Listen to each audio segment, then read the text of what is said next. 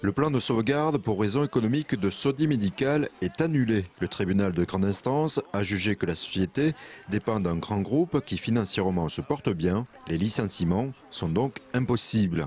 Le juge peut s'immiscer dans la cause économique et tirer la conséquence qui s'impose que s'il n'y a pas de cause économique, il n'y a pas de plan social. Et s'il n'y a pas de plan social, il n'y a pas de fermeture d'usine, il n'y a pas de délocalisation.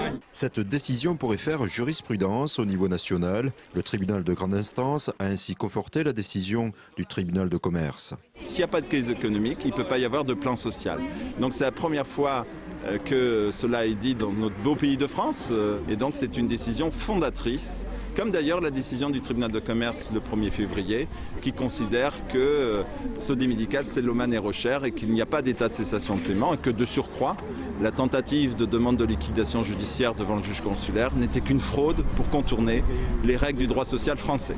J'avais parlé d'un petit village gaulois, maintenant il faut le qualifier de petit village champenois et elles peuvent être fières du combat qu'elles ont mené pendant 8 mois.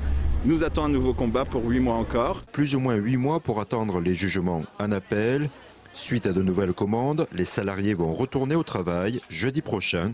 Les sentiments oscillent entre joie et colère. On est content de travailler, de toute manière, on ne demande que ça.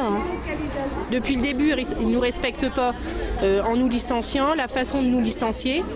Et aujourd'hui, la loi nous donne encore raison et ils ne nous respectent toujours pas, ils ne payent pas nos salaires. Les salaires des jours travaillés en janvier n'ont toujours pas été reversés. Le combat continue donc entre direction et employés. C'est pas normal. On a une dizaine de femmes qui sont toutes seules. Il y en a, elles sont vraiment toutes seules, d'autres c'est avec des enfants. Il y a quand même le loyer, les factures. Il faut bien donner à manger aux enfants. Comment ils vont faire? Le moindre Rocher, ils se posent la question. Eux, ils n'ont pas de souci d'argent. C'est un peu de la colère. Et ils ont beau faire, on se battra jusqu'au bout. On emprunte à la famille, quoi, ceux qui peuvent. Mais bon, ça va pas durer longtemps, quoi. Venez travailler les 10 et 11, on a du boulot. Oui, mais monsieur, vous ne nous payez pas. Ça fait rien. Venez travailler.